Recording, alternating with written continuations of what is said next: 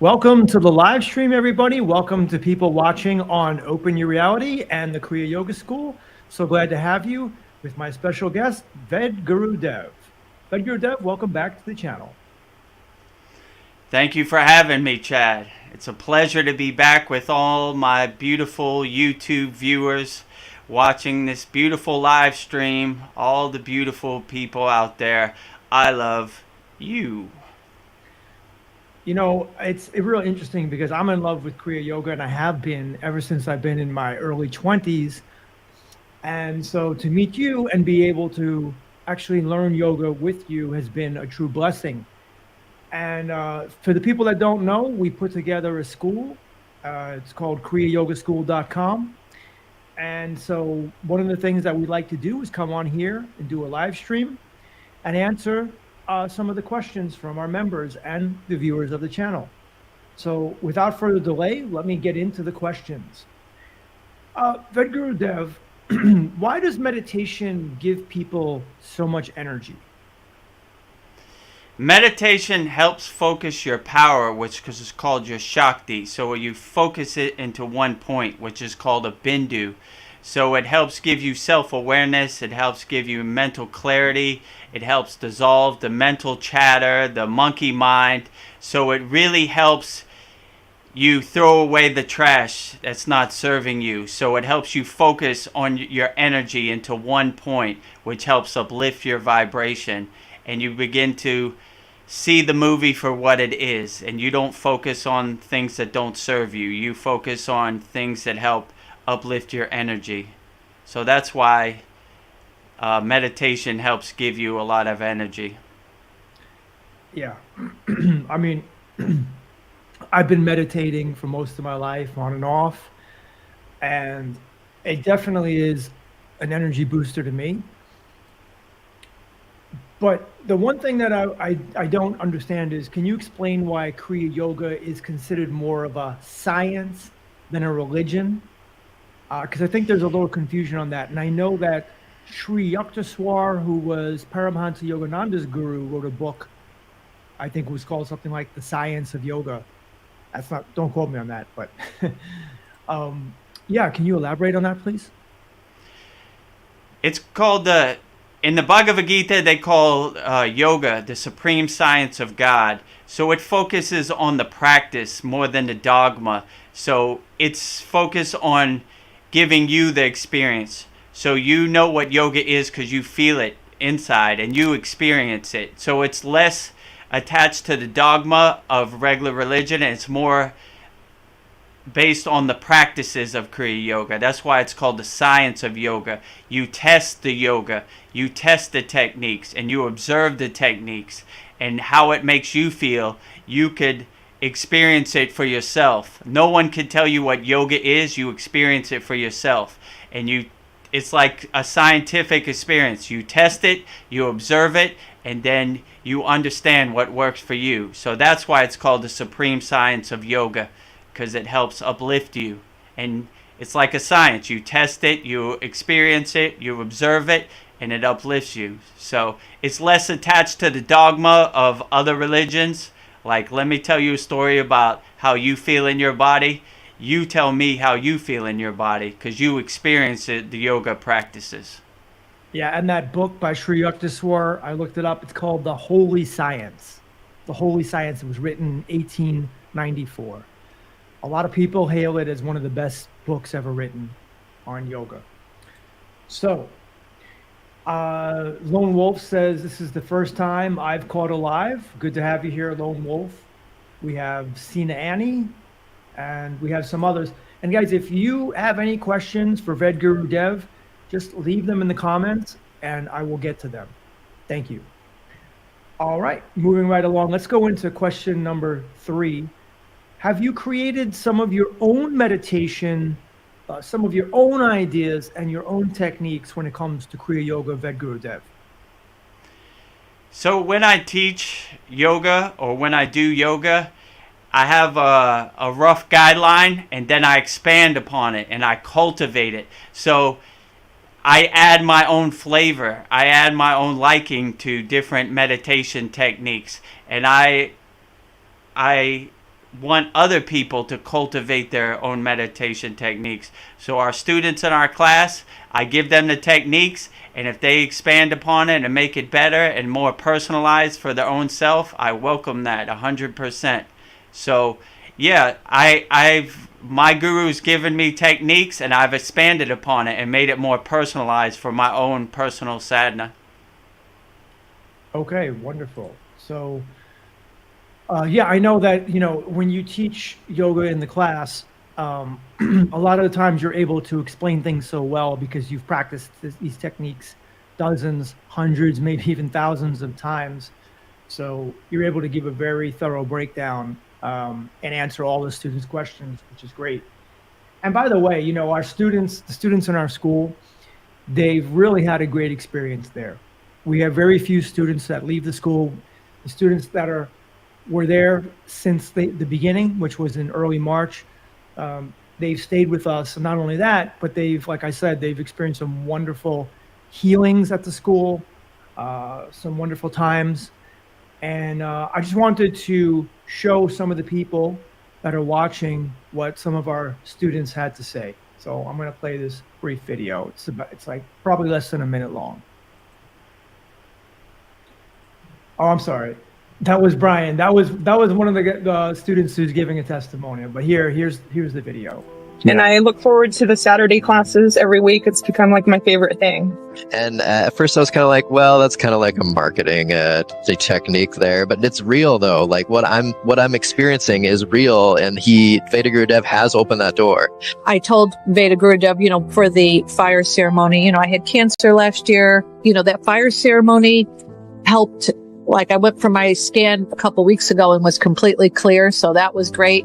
Right. Souls that come and seek for this wisdom, find it, because it really changed my life, and give it a try, and have some faith. This will really, really, really change your life. It's really good, this yagna fire. Like, I was a little skeptical because I was always coughing. And then after my second time that Vedagurudev was burning my problem, I could feel that I was different. Maybe it's the diet, maybe it's the fire. I believe that is the fire because I have done diets all my life and I was always coughing. So for me, it was a miracle, honestly, because it was annoying. I know that. Yeah. And that last testimonial from Jean, Jean's a friend of mine. We've known each other for the last 6 months, but she's a member of the school, and I can vouch for that because she had the most annoying hacking cough. I didn't even want to hang out with her. And after you started the fire ceremony, which was about 2 months ago at this point, she started healing right away. So yeah, that's one of the things that we do at the school is we have these bi-monthly yagna fire ceremonies where Vedagurudev reads the problem of whoever's our student and then burns it up in the fire. This is something they do. So they do also do that in the Himalayas, right? You said the yagna is held twice a month there as well, in the new moon and full moon? Yeah, they do it twice a month, new moon and full moon, but they mostly do it at the ashram. So very few people like me have a personalized yagna hama havan in their yard. So, yeah, with the statues too, with the Shiva statues, and yeah. Yeah, I have the three Shiva. I have the three statues: Goddess Lakshmi Devi, the goddess of infinite abundance; Lord Shiva, the highest of all; and Lord Ganesha, the remover of all obstacles. So those are the three statues that observe us doing the holy yagna fire every new moon and every full moon. Yeah, and actually we did one this morning, and it was was it the new moon or the full moon? This one was the new moon. The new moon. Next okay. one will be the full moon. Okay. But yeah, we just did one 2 hours ago. Yeah. So it's fresh. We don't stop, guys. We're constantly going. And by the way, I should also mention this. For those people that are suffering, those people who feel lost on the path, who are looking for a technique or a path to bring them to enlightenment, or just bring them to more peace of mind and stop the suffering, I would recommend that you try Vedagurudev has put together a free mini course. Okay, it's completely free. And if you want it, just email him at vedagurudev@gmail.com. And I'll put the link in the description after this video, but it's right there as well on the screen. So just send him an email and he will send you the free mini course. There's no obligation or anything. Yeah, so you out there who's watching this, if you're suffering, you're in pain, you have health issues, you have money issues, give Kriya Yoga a try. It might change your life. So we have a free mini course. Just email me and I'll send it over to you. And you could see if you're the next Kriya Yogi. Yeah, and additionally, we have a message. Babaji himself. You don't know who Babaji Really? is? Can you just explain for that guy right there? He's one of the Ascended Masters, heavily featured in the book Autobiography of a Yogi by Paramahansa Yogananda. He's known as the Deathless Guru. He's really the father of Kriya Yoga. So he had a personal message for us. And I actually had a small talk with him, just a small segment, just a few seconds, but I'm going to play it now. It's really unbelievable. If you'd like our free Kriya Yoga mini course, email Vedagurudev at this address. It's also listed in the description of this video. If you're struggling to find clarity in your life or are not sure which path to take for your spiritual progress, give Kriya Yoga a try. It has helped many people. Yeah. So Babaji himself Whoa. can be impressed. Babaji knows my personal email. I feel highly blessed. Thank you, Babaji. Thank you for that beautiful message. Babaji looked beautiful as always in that great video. It's an outstanding day to get personal confirmation for Babaji. And I feel highly blessed that he knows my personal email. Thank you, Babaji, for letting us be in your presence. Well, I have another treat for you, Vedagurudev.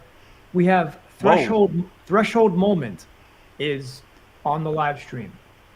Oh yeah, time to dance. And he has a wonderful question, but it's for me. And it Okay, says, great. how much do the people giving testimonials get paid, Chad? And you see, that's exactly zero. That's the wonderful thing about our school. These are genuine testimonials from real members speaking from their heart. Okay? We did not give them anything. They wanted to come on camera on their own accord because they felt the school helped them so much. They wanted to share that with the rest of the world. And of course, give a testimonial for our school. When you experience Kriya Yoga, you want to let everybody know because it's helping to uplift you and you want to help uplift other people. So when you find a good Kriya Yoga school like we have, then you want to tell the world about it. So we paid none of our students anything. They're not paid actors. They weren't paid anything. They weren't given anything. They just love Kriya Yoga. And many of our students were skeptics in the beginning, but now they're Kriya Yogis 100%, and they integrated Kriya Yoga into their daily life, and they give you testimonials straight from their heart for no money. Mm-hmm. And yeah, so if you want to join our school, or if you want the free course, email Vedagurudev. If you want to just straight up join, it's kriyayogamasterclass.com right there. kriyayogamasterclass.com. Anyway, let's get back into the questions, Vedagurudev. The next question, I want to say one more thing. Sure. We have a weekly satsang where you could talk to me and Chad live, and whatever questions you have and whatever health problems you have, I'll address them live. You could talk to me, and you could talk to all of our members. All of our members are there, and we uplift each other. So it's a great collective community, and we all help each other. So if you're having mystical experiences and you want to share with people, we have a weekly satsang where you could say whatever you want. And I do enough talking on these live streams and in the class. I would love to hear what you got to say and what your personal spiritual experience is. Yeah, it's going to be every Wednesday. So it's going to be on StreamYard, where we're streaming from now. And we did one this past Wednesday. We had about 5 students on along with us. And it's great because if you want to be part of a like-minded community of spiritual seekers, talk to other people, meet other people, and talk to us, talk to me personally and Vedagurudev at the same time. And we do this every Wednesday. So if you join our school, you get 4 of these. They're 1 hour each. And you also get the live classes every Saturday, which is 1 hour each. Plus all the other perks of the school. We have beginner, intermediate, advanced courses. We have Q&A. We have so many of the things that we're doing at the school. It's really ridiculous. We tried to hire someone to help us with the marketing, and they told us that for the price, the $25 price point per month that we're doing, it was absolutely insanity. And they wanted to raise it to well over 100. And Vedagurudev and I said, you know what, let's just keep it here. But I told Vedagurudev, we just can't keep giving so much of our time and really just charge $25, because my girlfriend, Jean, she goes to one yoga session. It's hatha yoga. It's $35 for a 45-minute session. So for everything we're giving, we are going to raise the price shortly. I think next week we're going to raise the price up to either 37 or 49. So if you want to jump aboard, 25, it's a good time. All right, let's get back into the questions. What is an Agori, and is Lord Shiva an Agori? This is a good question.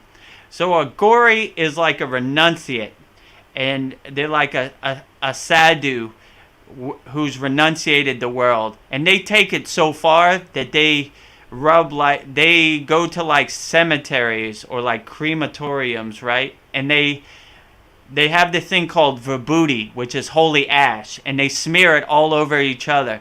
And they're basically doing that because they want to renounce the world. They want nobody to come around them. They want nobody to bother them. They want to go to the highest form of overcoming. So they don't take baths. They walk around. They look like they're crazy. Everybody thinks they're crazy, but they're using that as a way to uplift themselves and go to the highest form of detachment, which is a beautiful thing, I think. So God bless Agoris. Yeah, and I've put them in some of my videos, and I've kind of wondered why they do all that, and you just explained it in a minute. So that was pretty cool to learn that.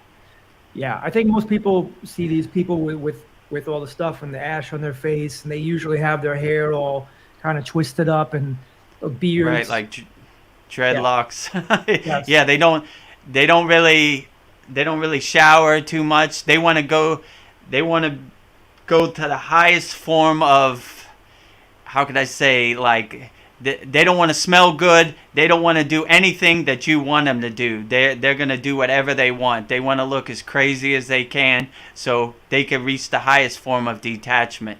Yeah, I guess they're ascetics. Maybe they wash in the Ganges or the river, but they're not showering. Anyway, so what was the second part of that question? Is Lord Shiva? Yeah, is he an Agori? Well, Lord Shiva probably has a lot of the principles of Agoris, but Lord Shiva is beyond Agori, beyond human form. I like to think of Lord Shiva as pure consciousness, pure energy. So he is a deity which is reached the highest state of enlightenment and meditation. Like, he can't even be defined by a physical form. So Agoris would probably worship Shiva, like that's probably their god. But they wouldn't see the dualism in Shiva, like Shiva's over here and I'm over here. They would see I'm Shiva and Shiva is me. So oneness with Shiva. Okay, moving on to the next question. Can females pursue the path of Agori? Absolutely. It's going to be a challenging path because it's a difficult path as a Agori. They smear vibhuti, holy ash, all over them. They're not worried with cleanliness. They do whatever they want. They renounce the world. So it would be a challenging path, but I'm sure there are a lot of yoginis out there who have overcome that path. So all respect to the female Agoris and male Agoris out there. They're taking it as far as they could go. but it's definitely a challenging path. I don't even know if I could go to that path. Yeah, I was just about to ask you, do you think you could ever go on that route, or why didn't you? For me, it wasn't necessary. My job is to be in the world, but not of the world. They're like total renunciates. Like, they don't want no one around them. They don't want no contact with the Maya delusional world. So maybe if that's my calling one day, but I got the message that I was to be in the world and not of the world. So I want to be here with my YouTube people, showing them if I could do it, they could do it. So that's more of a stream path, the Agori path. So maybe one day I'll take the Agori path, or maybe it's not necessary. I guess the truth will be revealed to me one day if I'm a Agori or I'm a Kriya yogi, or I'm all of the above. Well, if you don't shower, I mean, I'll stay 10 feet away, but I'll still listen to you. We can still be friends. Oh. But no, social distancing. No, but I get it. If you were an Agori, you wouldn't be relatable. But because you're a householder and you're not an Agori, people see, okay, well, he was like me. But if in Agori, that's just too far. That's like the 0.001% of yogis will go to that route. Right, but what people don't realize, the Agoris want to be not relatable. They want to be in isolation and solitude, and they do all these things because they want people to run away from them. They want them to go away from, because they realize that they're doing the inner work. The inner work is inside them as them. So that's why Agoris do that. We'll take a viewer question. We have Threshold Moment wants to dance, and he says, one thing about Chad, he cherry picks the comments and questions. Well, I'll have you know, I am a complete carnivore. I'm not going to pursue any cherries, so I'm not cherry picking. Well, Lone Wolf has a question. Chad had a bad experience with cherries a couple weeks ago. That's true. That's true. I'm still paying so for no it. No cherries for Chad, ever. I saw cherries for 99 cents per pound, very low, in Sprouts. And I bought a bag, and boy, that was the worst thing I ever did. But anyway, strict carnivore since then. Lone Wolf has a question. You missed my question, Chad. Ben, who I had on my channel before, who's a meditation teacher, says people like Jesus were God in human form. Your thoughts on this? I haven't heard Tom Campbell talk about this. Well, one time I did ask Tom Campbell about that, and he said it is possible. Personally, I don't believe that Jesus was God in human form. This is my personal belief. I believe that God could take human form, of course, because God could do anything.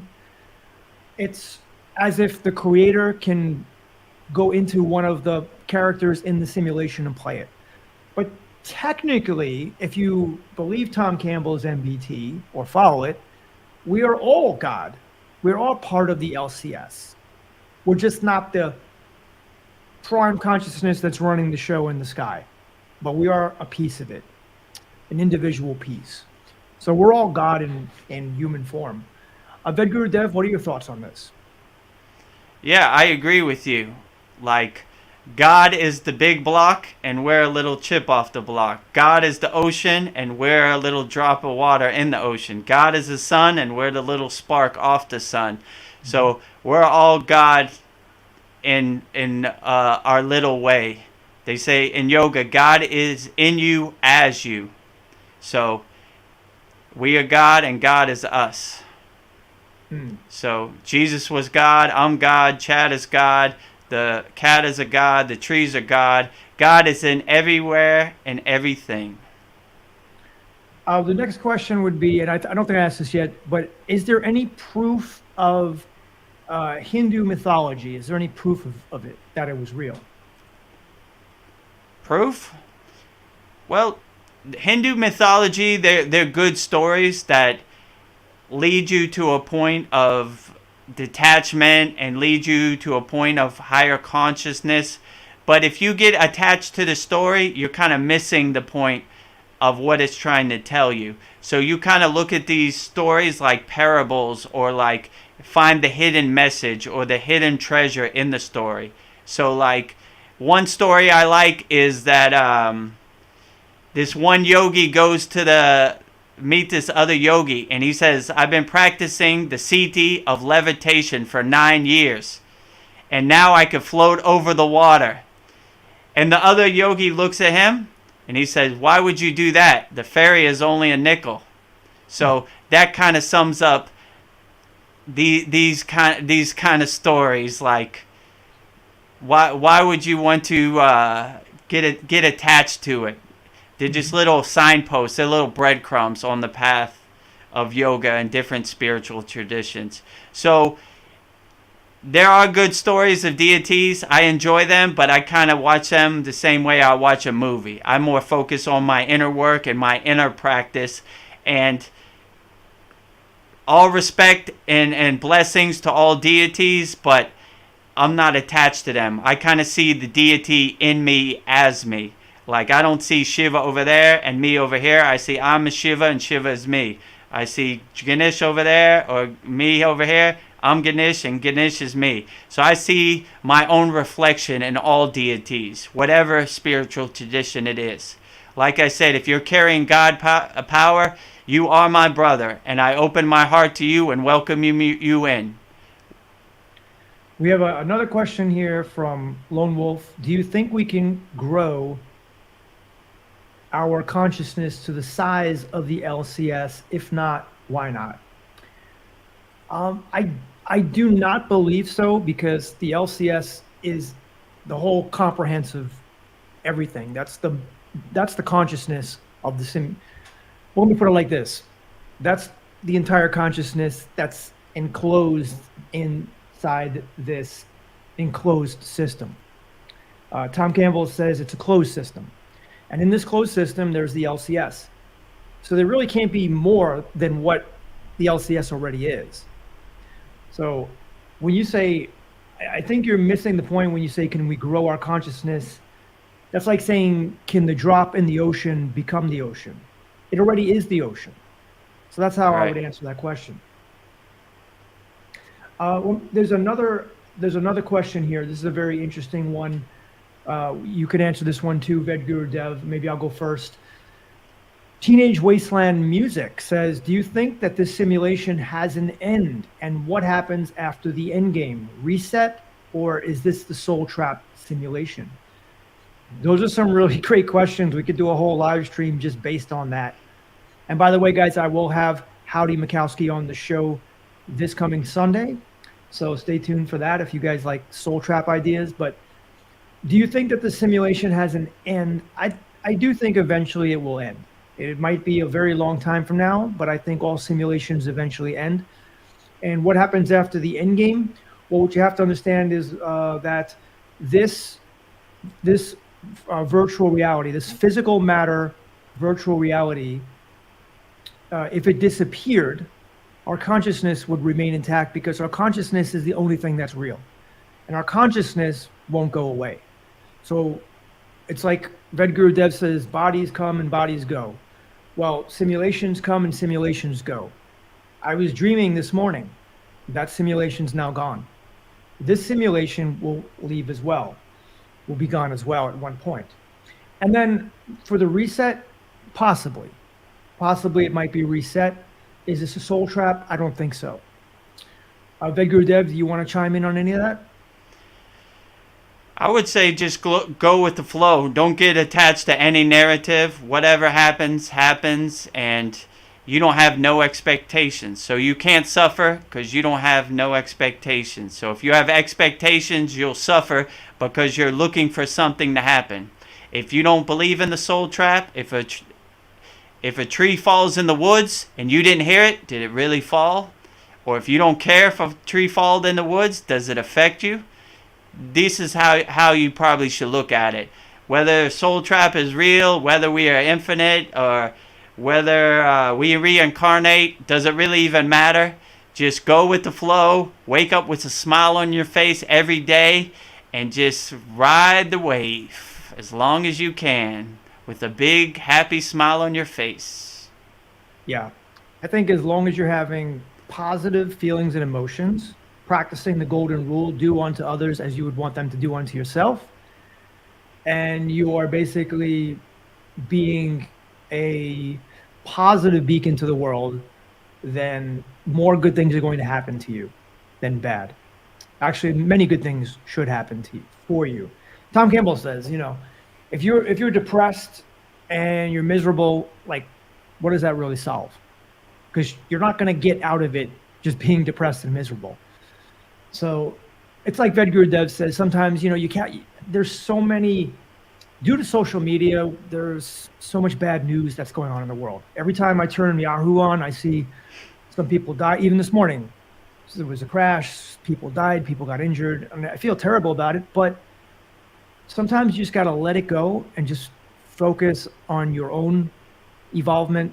It doesn't mean that you can ignore everything, but really, if you get too caught up in is this a soul trap, or what's going to happen after death, reincarnate, it's like the Zen master would say, hey, just sweep the steps, sweep the floor. Don't think so far. It's the here and now. That's the important thing. Right. We have more questions. We have one. It's not a question, but Steph 40 Nikolaev says, Chad is God. Sounds right, though. Thank you, Steph. You are God, too. We are all God. And Tesla Pat, who is a member of our Kriya Yoga School, says, what does it mean if during a deep meditation while practicing Kriya Yoga, Shiva appears to you? Good question, Pat. That is a true blessing. Like if when you're in meditation, you have what's called a darshan, where Lord Shiva comes to you, that is a true blessing. And that's something you should truly treasure.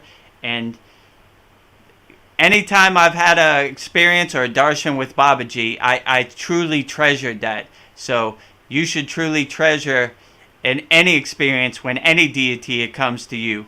And if it's especially Lord Shiva, the highest, the purest consciousness of all, then that's a good sign. That's a good signpost that you're on the right track.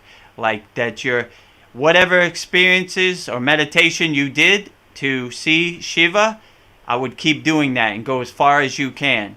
And when any of these deities come to you, I would bow to them and thank them for their time and their presence. Because that's a true blessing. Anytime a deity comes to you, they call it darshan, which means like when God appears to you in any form, it's always a great thing. It's always a great confirmation. So whatever meditation you're doing, my brother Tesla Pat, keep it up because you're doing the great work. So that's a great signpost. That's a great breadcrumb. That's a great confirmation on the path of Kriya Yoga. And we have a question from Lone Sky who says, what is the LCS? It stands for the Larger Consciousness System. It's very similar to God. It's basically the totality of the consciousness that exists within this simulation. I know that might be going over some people's head, but if you want to know more about it, I have videos on my channel. I actually made a video all about the LCS. Put in Open Your Reality LCS and it should come up. And this is a theory. This is from Tom Campbell's My Big Theory of Everything, MDT. So let's move on with the questions. We have another one here. I've been learning about Lord Shiva, and it looks like he had 4 wives. In your opinion, who do you think was his favorite wife that gave him the most support on his spiritual journey? I would probably say the traditional answer is probably Parvati, because they had a great relationship. Like Parvati kind of balanced Shiva out, and they had like a good relationship. So probably the one that Shiva liked the most, in my opinion, would probably be Parvati. But I also like the goddess Kali, which is like fierce power. So there's 2 forms of Kali. There's a divine mother form of Kali, and there's a fierce form of Kali, which you maybe see. She has her tongue out, and she's holding like a head in her hand in the statue, and she got a bunch of knives. So that's the fierce form of Kali. So it's like the yin and yang, the balance. Like, I'm a divine mother, but I'll cut your head off too. So I like that version of Kali. I have a statue over there where Shiva is laying on his back, but he is so enlightened that Kali's trying to step on him, and she can't step on him. So it's basically saying, like, even though you stick out your tongue and you cut somebody's head off, you don't scare me, Callie, because I'm pure consciousness and I can't be affected by your fear tactics. Mm-hmm. So that's a good way to look at it. Yeah, I just want to point out again, guys, that if you're enjoying the live stream and you have an interest in Kriya Yoga, we have a free mini course. Just email Vedagurudev right there, vedagurudev@gmail.com, and I'll put the link in the description as well. Thank you. All right, let's move on. If you guys have questions, just drop them in the comments section. Otherwise, we'll keep moving on our list, and we'll probably go for another 20 minutes till the hour. Vedagurudev, what is your opinion on using crystals for healing? If it helps you, why not? If it gives you overall well-being and it helps you and it helps heal you and it makes you feel better, I don't see what's wrong with it. Why not? So I don't really have any experiences with crystals, but I'm sure there are a lot of people out there who do. So if it works for you, then keep it. If it doesn't work for you, then maybe find something that makes you feel good and helps you overcome and helps you get past suffering and everything. So if crystals do that for you, by all means, use crystals. Yeah, I've got a big rose quartz sitting right over there. And I used to sell costume jewelry that had different rocks on it. So I definitely like looking at all the little rocks and feeling them, but I don't wear any crystals around my neck. But I know a lot of people say that they have tremendous power. All right, so let's move on to the next one. This is an interesting one. When you have a blocked chakra, and I think you should mention what a chakra is, but it's basically an energy point in the body. Can you eat whole foods that are the color of the blocked chakra to help you open it? For example, eating blueberries for the throat or fasting for the crown. So different chakras have different colors. Actually, let me... there you go. Right there. The 7 chakras. So if you eat something red, like an apple, for the root chakra, probably would help you. And it'll help you definitely focus on that and focus your energy and probably unblock it. If you eat an orange, like the sacral chakra, it probably would help you overcome the sacral chakra and help unblock the sacral chakra. If you eat a lemon, like the yellow navel chakra, the manipura, probably unblock your navel chakra. If you eat, what is green? If you eat a kiwi, it probably unblock your heart chakra, your anahata. Like Chad said, if you eat a blueberry, like your throat chakra, the visuddhi, it probably unblock your throat chakra. If you eat, what is purple? Eggplant. A grape? Grape or eggplant? Oh, if you eat a grape or an eggplant, like this indigo purple eyebrow chakra, the agna, which is your third eye, it probably unblock your pineal gland or your third eye. And you could eat the rainbow, a pack of Skittles or whatever, and you could unblock your crown chakra, because it's like a rainbow, and there's like a golden sun in the middle. So these are the 7 chakras. Yeah, so, I think you'd be better off having a fruit medley or a salad rather than Skittles. But yeah, probably. I couldn't think of anything was a rainbow. You know, their commercials, taste the rainbow, right? So Skittles is the crown chakra. Taste the rainbows and you will unblock your crown chakra.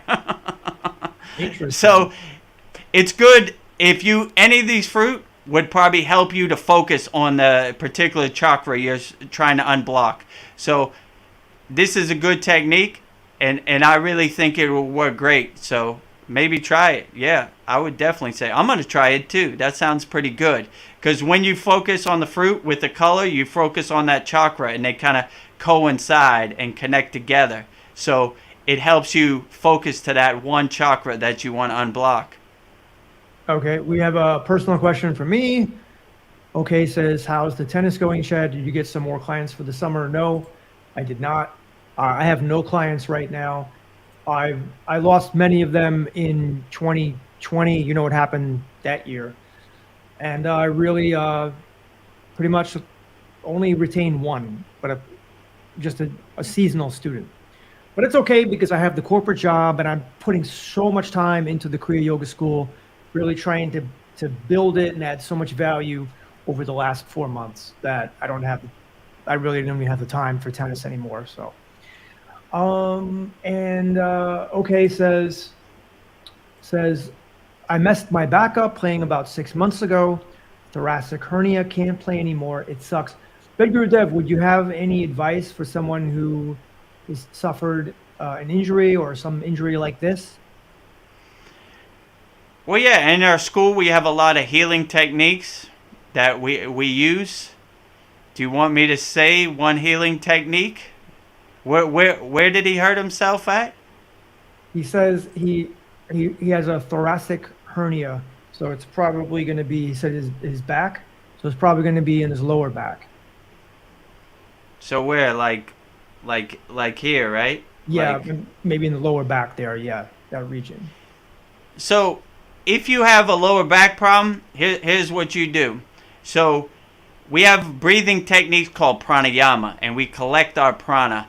And what we do, if you have a problem in your lower back, bring your knuckles to your lower back and breathe your prana till your hurt spot in your lower back. And try to cultivate your prana and breathe it to your hurt spot. I do that sometimes too, because sometimes these longer live streams go 2 hours. My legs are like spaghetti, and I have to blow the energy to get the numbness out. So this is a good technique. A lot of yogis, they don't like to blow out candles or anything because they're keeping their prana. They're cultivating their prana. So when they need it. When you're in the Himalayan mountains, you're hundreds of miles away from a hospital, so you got to heal yourself. So we have a lot of these healing techniques because we want you to be able to heal yourself. My goal is to go through my whole life and never see the doctor. So I hope that can come true. I want to heal myself. So most of these yogis, if they fall down, they hurt their ankle, they heal themselves with these pranayama techniques. It's called self-healing therapeutic breath. So they're breathing their prana, their inner life force, to the hurt spot to help relieve it. So they basically heal themselves. Okay says appreciated, and he says it was center back. So, okay. So yeah, we do have other healing techniques at the school if you want to join us. Threshold Moment has a question for you, Vedagurudev. Okay. He Great. says, I have a question, Vedagurudev. Buddha stated that pain was mandatory, but suffering was optional. What is your view of that comment from Buddha? I try to overcome them both. Like, I don't recognize pain and I don't recognize suffering. I look at it like the movie it is. It's something I don't want to attach myself to it. So it's difficult to get to that state where you overcome pain, but I've been pretty successful when I've, let's say, sit in the lotus position while I'm talking to you and answer the questions. I don't even think about the numbness in my leg or the pain in my leg. Same thing. I would say if you attach yourself to suffering, you're going to be in that suffering movie. If you attach yourself to pain, you're going to be in that painful movie. But if you laugh at pain and suffering like the joke it is, it dissolves, it dissipates. It can't hurt you no more. So anytime pain comes on and wants to dance, you look at it as the opportunity to overcome pain and suffering and laugh at it like the joke it is. You don't serve me anymore, so I don't attach to you or anything you say. So yeah, that's what I would was, say. One of the main principal tenets of Buddhism is Buddha's four noble truths. And it's basically that we're living in a world of suffering. And suffering has a cause, which usually stems from attachments. But there is a place that we can reach where suffering ceases. And the way to do that is to follow the Eightfold Path of Buddhism. So Buddhism and Hinduism, they have some ties together. They're similar in that way. But suffering is something I think that everybody experiences because, we're just, human beings with emotions. So there's a lot of suffering. There's degrees of suffering in the world. You might lose $20 and suffer a little bit. You might lose a loved one and suffer a lot, and everything in between.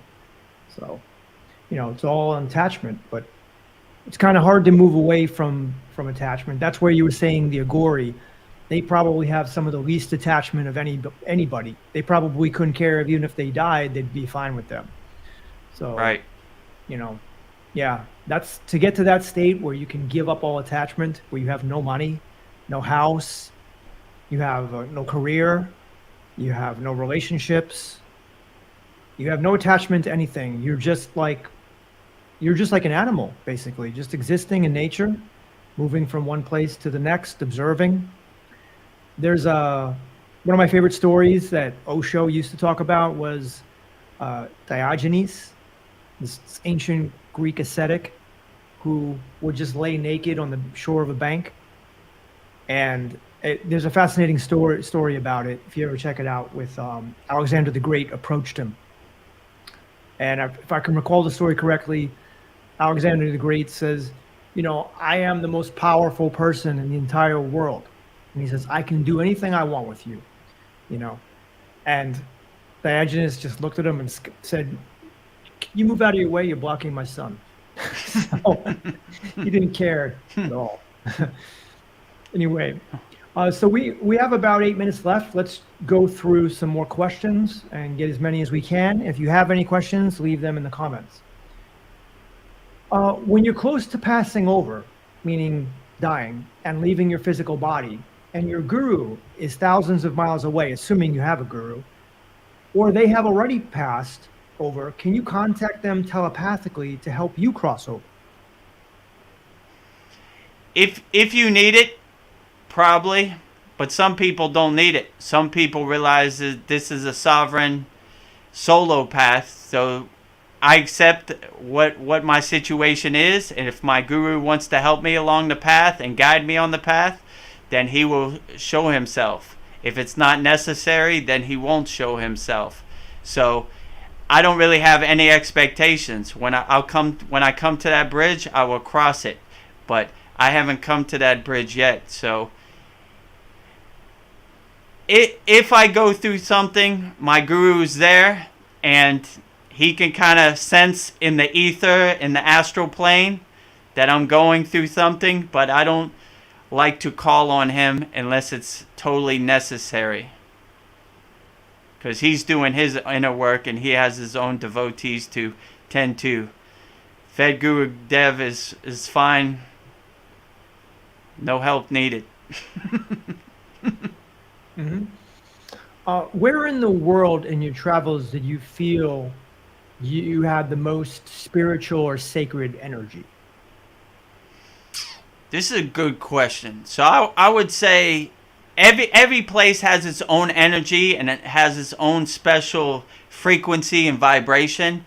But I would say probably the Himalayan mountains, Badrinath, Dabbling, Uttarakhand is the state of India in the Himalayan mountains that I really felt the presence of Om. It really felt like it was vibrating from thousands of years and hundreds of thousands of yogis chanting mantra japa, and it really felt like it was vibrating on that Om kind of frequency in Badrinath, in Dabbling, where my guru's ashram is, and Babaji's cave, and Neem Karoli Baba's ashram, and all these beautiful places. They really have special energy and really are vibrating on a higher frequency.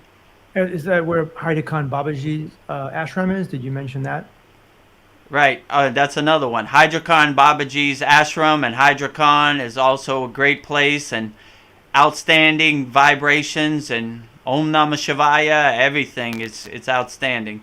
So there are many places, and many places have great vibrations, and you don't even really have to go anywhere. Just close your eyes and go to your happy place, and you could be in the best vibrating place and could be your own creation and you could uplift yourself. So it just depends on you. If you need to go somewhere to feel higher vibrations, like a pilgrimage or a yatra, then that's great.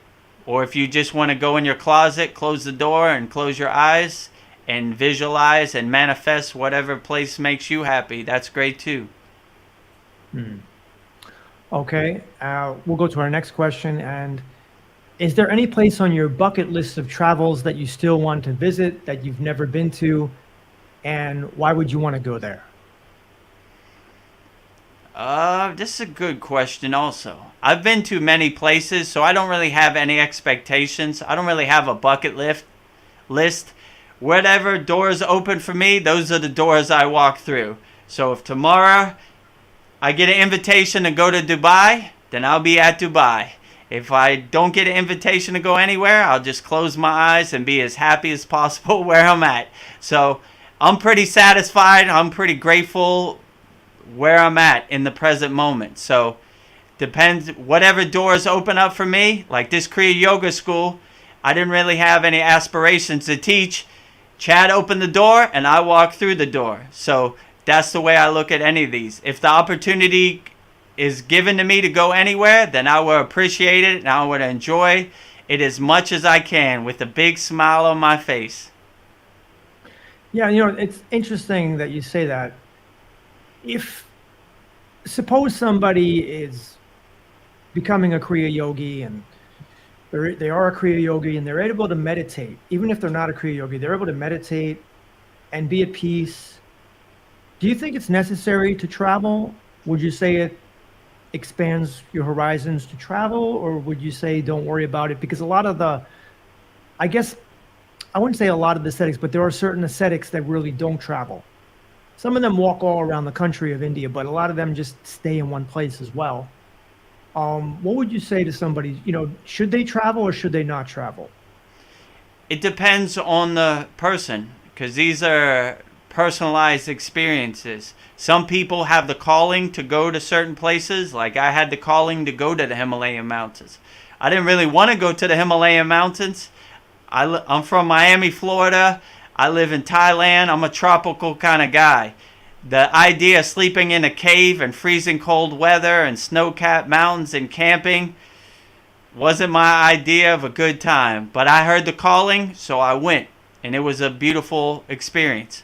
So if you hear the calling and you want to go somewhere, then that's another thing. But if you feel personally satisfied where you're at by just closing your eyes and going into yourself, you realize you don't really have to go anywhere. You just go inside you as you. And you could be the creator of the most beautiful, happy place inside you as you. So if you just want to close your eyes and keep your money in your pocket and not go through the hassle and taxis and airplanes and all that, then you could be perfectly happy where you're at. Let's get to our next question here, and that is, what do you think the power of water is? People seem to be drawn to water. Yeah, so our body is mostly made up of water, so we have a special connection with water. So when we vibrate like mantras or bhajans or songs, you can kind of feel your cells in your body, the water in your body kind of vibrating, and the unity one with water. So that reminds Chad to refresh himself with some water right now. So we have a special deep connection with water. You know, when we're born in water. Probably when we die, we go back into the water. So it's like a water kind of cycle that is beautiful. And when you flow with water and don't resist water, it's a beautiful dance and a symphony. Yeah, there's a Japanese, I believe he's a scientist and he's a writer. His name is Emoji. And he wrote a book, Messages from Water, and said that when you have good intentions, when you say good things, when you play pleasant music, the water takes on a beautiful crystalline shape. But when you do the opposite, it takes on a very random, chaotic shape, and it looks ugly. So being that we are mostly water, when we say our mantras and our affirmations and we meditate, you can imagine that the water in our body is resonating in a very good way. And so I think that's why that could be a scientific explanation as to why people who are happier generally are healthier, and the opposite is true. Or the great yogi Bruce Lee said, "Be one with water." Okay, that's true. He said, "Be like water." He says, "Oh, be like water." Now, water could flow or water could crash. Be water, my friend. That was that famous that interview. was Yeah, that was great impression of Bruce Lee. Come on. I got to work on my Chinese impression. But yeah, be Bruce Lee. one with water. Yes, people. Bruce Lee. I'm a big fan of Bruce Lee. Seen all his movies and know a lot about him, and Vedagurudev does as well. There's a great book on Bruce Lee. Let me see if I can bring it up. It was our biography, and I read that book. And when I moved down to Florida from New York, I lost half my book collection, and I was so upset. And that book was in there. So I'm going to look for the title real quick. It's called Bruce Lee, Fighting Spirit. Bruce Lee, Fighting Spirit, a biography by Bruce Thomas. If you ever get the chance, or if you're interested in Bruce Lee and you ever get the chance to read a biography, that would be the one I highly recommend. I need to order that book and read it again. Great book, great inspiration. We have a very interesting question here from Threshold Moment. This might be one of the most interesting questions ever, and it's for Chad. I have a question for Chad. Chad, have you considered starting a Kriya Yoga dating service? It could help to raise some revenue for you. Well, actually, it was funny that you mentioned that, because just on this past Wednesday when we did our first satsang, I mentioned to Vedagurudev, this might be a place where maybe two people can meet each other for romance. That's just an idea, but there could be a male out there, a single male and a single female that are both into spirituality and Kriya Yoga, of course, because they're members of the school. And maybe they happen to connect, just down the line. It's a possibility. But I don't know if there are enough people in the world that are Kriya Yogis to make it possible to have a dating site on that. We call it KriyaYogaLove.com. Okay, go get that website. Okay says, did you ever read the Book of Five Rings? You'd probably like that. This is the Book of Five Rings. I think I read that book a long time ago, and that's a book by Japanese Miyamoto Musashi. Yeah, Miyamoto Musashi. It was written hundreds of years ago, actually in the year 1645, I believe. And Musashi was a famous swordsman. He was one of the most successful swordsmen that has ever lived. I think he was undefeated too. Anyway, yeah, I read that book a long time ago, so I really can't recount many of the lessons that I learned from it. What about you, Vedagurudev? Have you ever read that book or heard of that book? No. Okay. Never heard of it.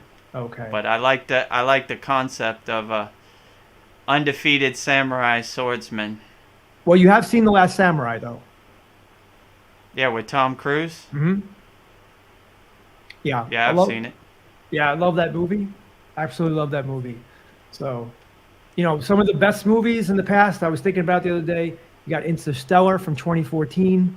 You got The Last Samurai from 2001. You've got Seabiscuit, which I think was around 2005 or 6. And, of course, you have Dune Part 2, which came out this year. Just saying.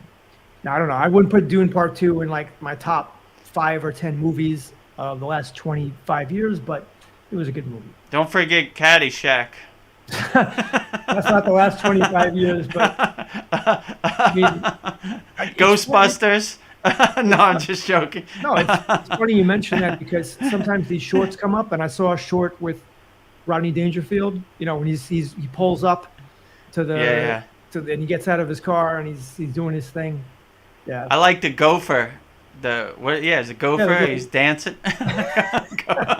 The dancing go. Yeah.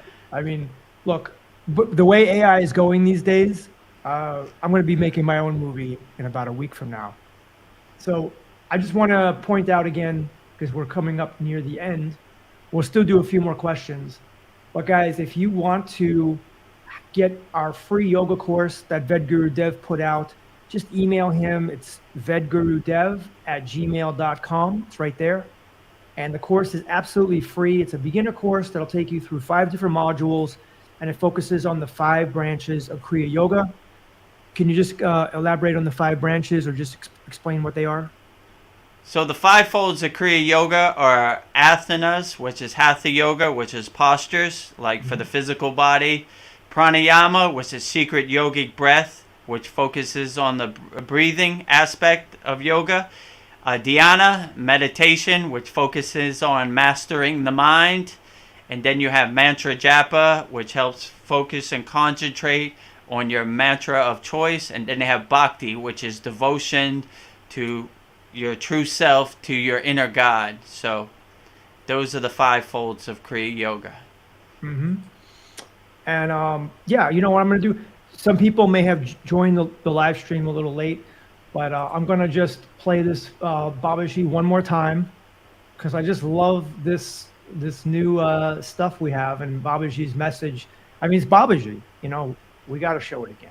If you'd like our free Kriya Yoga mini course, email Vedagurudev at this address. It's also listed in the description of this video. If you're struggling to find clarity in your life, or are not sure which path to take for your spiritual progress, give Kriya Yoga a try. It has helped many people. Yes, Whoa, it has. Babaji, thank you for that. I didn't know Babaji knew my personal email.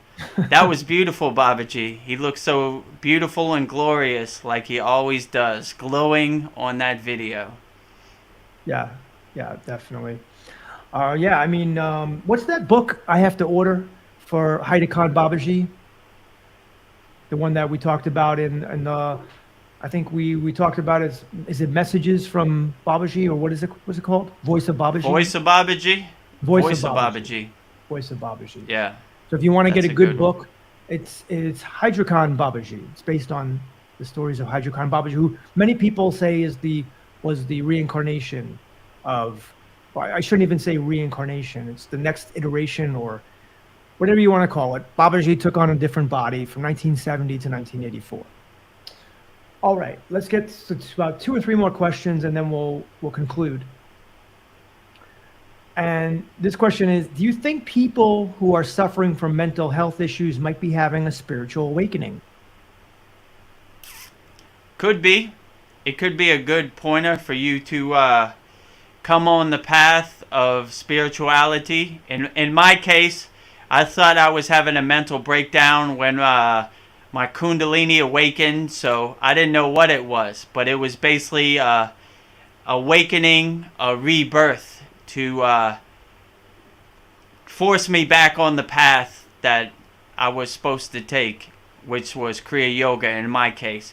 So if you're having some mental health issues, or you're suffering and you want to see if the spiritual path resonates with you, then like Chad said earlier, try our free course. And if it resonates with you, then let's take the journey of Kriya Yoga together. And if you want to take the next step and join our school, we have live satsangs, live classes, live yagna, all these live events, and we have all these different classes in the classroom that you could attend. So there's something for everybody in our school. So come to our Kriya Yoga school. You could talk to me and Chad directly, and we could definitely help you overcome whatever suffering, whatever pain, whatever you need to overcome. Let's get to work in the Kriya Yoga school. But I suggest you try our free yoga course. If it resonates with you and you want to continue your Kriya Yoga journey and continue down the path, then the next step would be to join our school. And let's get started helping you overcome your suffering and your pain. Whatever is bothering you, whatever problems you have, let's burn it in the fire. Let's overcome it together, collectively. Yeah, absolutely. We welcome anybody that joins to be a part of our weekly satsang, be a part of our weekly class. You can talk with us and share whatever's going on in your life, whatever troubles you have. Vedagurudev and myself will try to figure it out and help you as best we can. Vedagurudev, we have time for another question. So I'm going to go ahead and state it now. And that is, for people who work in their gardens, they seem to be able to transmute energy. Can you think of other ways to transmute energy? So right now on this live stream, I am transmuting my Shakti to you, YouTube viewer out there. So like gardening is a great way to ground yourself and to be one with nature and experience nature. And like they say, get your hands into the mud and feel the energy of nature and enjoy nature. So gardening is an excellent way to uplift your vibration and bring you to a state of peace and calm and gratefulness. Because once you're in the free beauty of nature, nothing can bother you. You're in a happy, calm, peaceful state. So gardening is a great way to uplift and help you overcome whatever suffering, whatever pain you're going through. It helps ground you, and it helps you have a greater appreciation for nature and the beautiful things in nature. Yeah. I have no children, no pets, but I have 4 beautiful plants that have been with me for years, some more than a decade, and I take care of them very well. They get showers twice a day. They get water, sunlight, and I touch them and give them love, and they are thriving. So if you have a green thumb, Great. it's probably because you got some love in your heart for your plants. Next question is, there is a theory that our pineal gland is calcified and that it makes it harder to awaken. Does Kriya Yoga have some techniques to help with this? Absolutely. So your pineal gland, your third eye, it's called your eyebrow chakra, your agna. Almost all techniques in Kriya Yoga help expand, cultivate, enhance your third eye. So we're always trying to bring our energy from our root up to our third eye or a crown. So if you have any calcification in your third eye, we have millions of techniques to burn that calcification off. So that would never really be a problem for any Kriya yogi, because we're always trying to bring our third eye, our eyebrow chakra, to the forefront. So any blockages or resistance or obstacles, we break them down, we explode them on impact. So we really wouldn't have that problem. If you have a calcification, try some Kriya Yoga techniques to expand and cultivate your third eye. Okay, let's do another question here, and that is, there's a theory, are chakras and meridian points in the body the same thing? Similar. From my understanding, meridian points are more Chinese traditional medicine. So it's kind of like their version of the chakras. So they would call them meridian points. In yoga, we would call them chakras. So chakras are like spinning kind of energy wheels.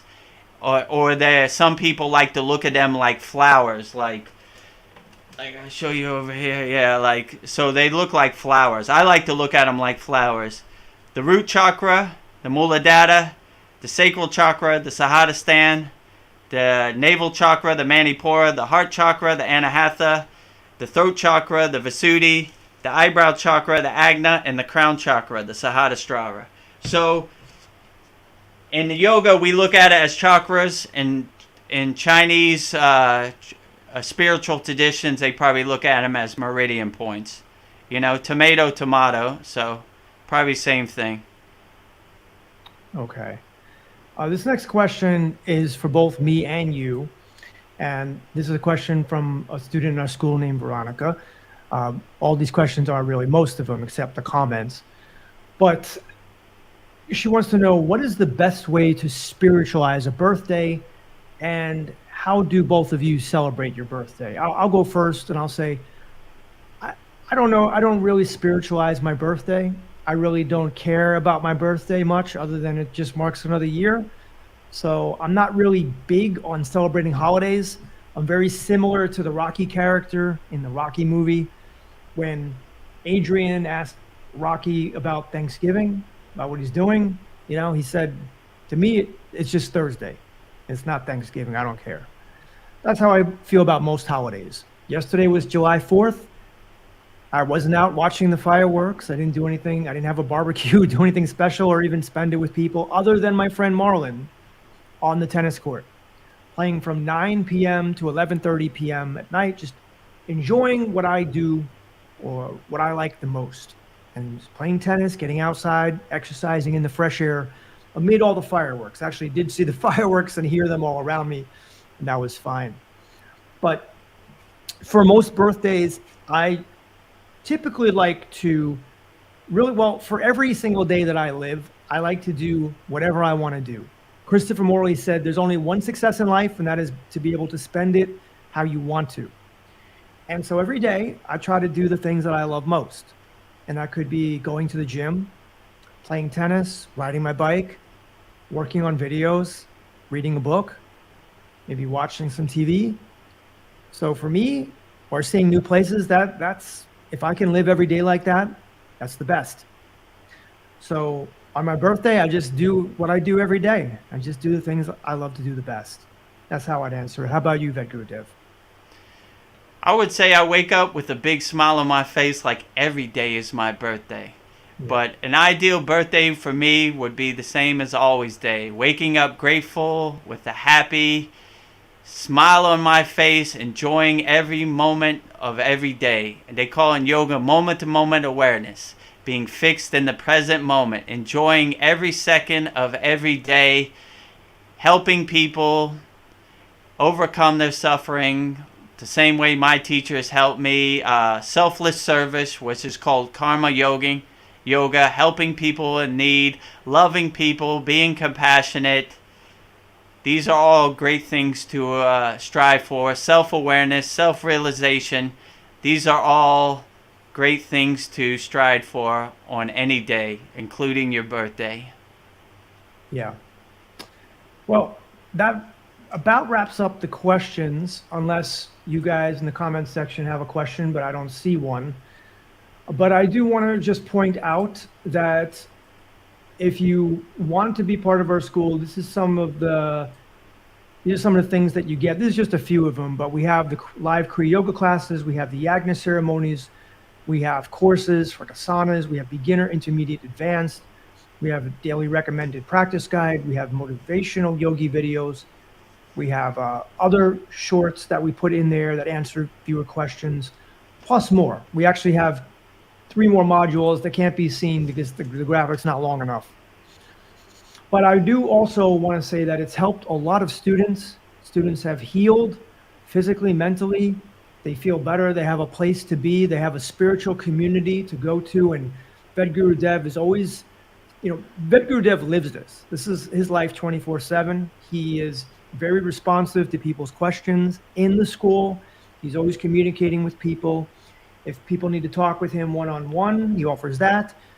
They can talk with us in the group setting, in the satsang, in the live classes, and of course here on the live streams. So our goal here is to basically help you get on the path of Kriya Yoga and reach maybe not enlightenment, right? Because nobody could ever say you could actually truly be enlightened. We don't know that. It's possible.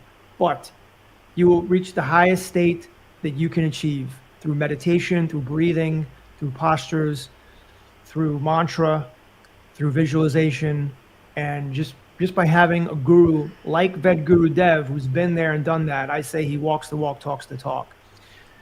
So what I'm going to do here is, for those people that have just joined the live stream or didn't see the very beginning, I just want to play you a short video of what some of our students are saying about the school, because I think it's important. By the way, none of these people were paid, okay? These are members of the school speaking from their heart. Here it is. And I look forward to the Saturday classes every week. It's become like my favorite thing. And at first I was kind of like, well, that's kind of like a marketing the technique there, but it's real though. Like what I'm experiencing is real, and Vedagurudev has opened that door. I told Vedagurudev, for the fire ceremony, I had cancer last year. That fire ceremony helped. Like I went for my scan a couple weeks ago and was completely clear. So that was great. Right. Souls that come and seek for this wisdom, find it, because it really changed my life, and give it a try, you know what I mean? And have some faith. This will really, really, really change your life.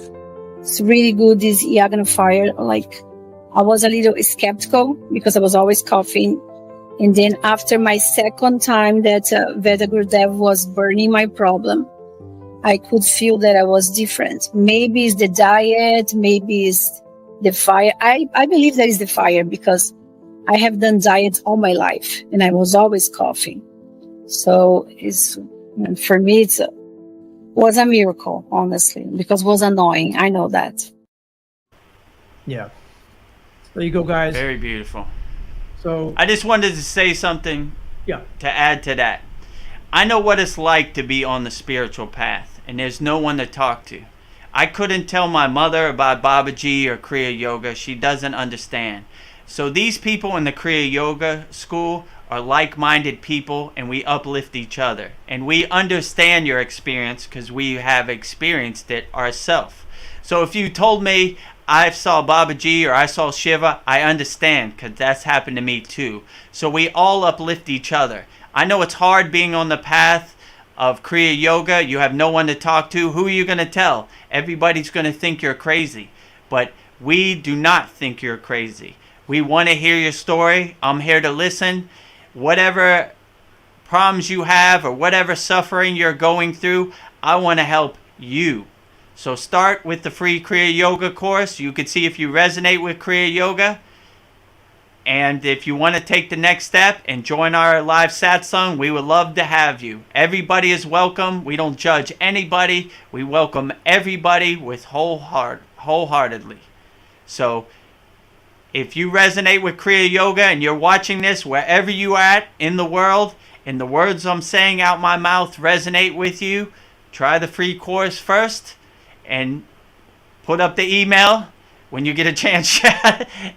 The email, Chad's going to put it up. Email me at that email, the free course, and then I will respond back to you with the free course. Go through the free course. It's like 13 minutes. It has good techniques. If you resonate with those techniques and they make you feel better and they help you overcome your suffering, then go to the next step, which is the Kriya Yoga School.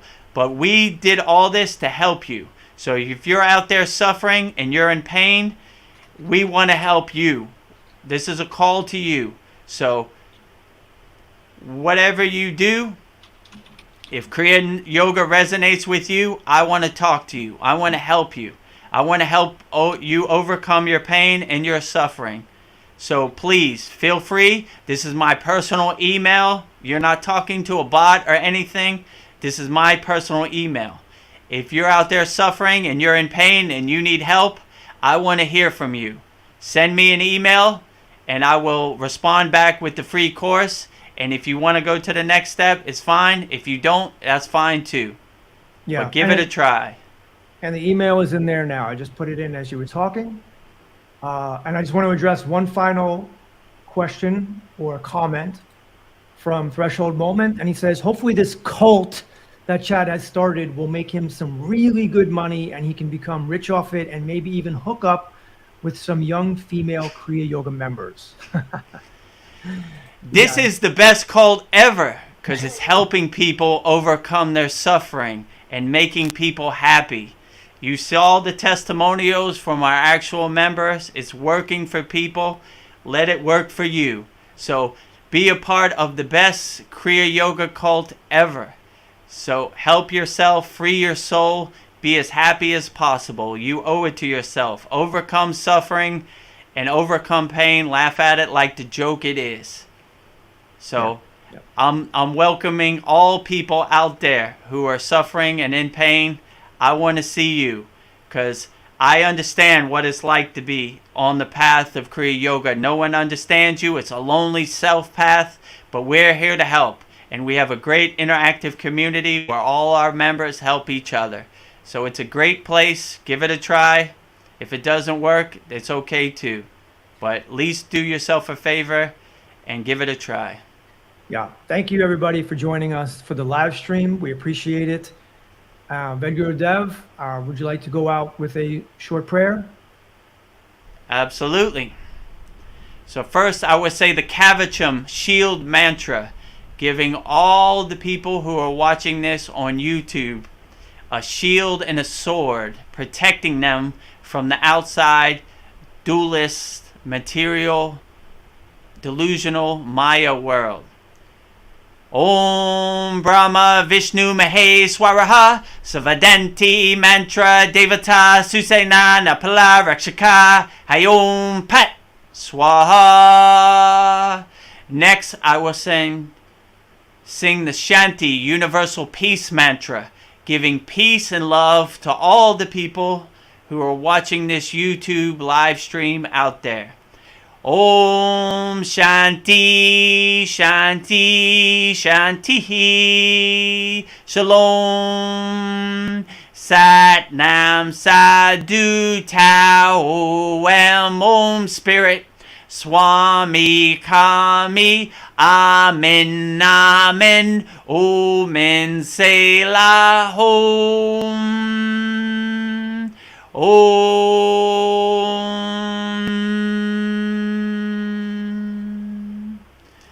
Jai Babaji, Jai Babaji, Jai Babaji, Jai Mataji, Jai Mataji, Jai Mataji, Jai Sitas, Jai Sitas, Jai Sitas, Jai Gurudeva, Jai Gurudeva, Jai Gurudeva, Jai Jai Jai. Peace, peace, peace. Happy, happy, happy.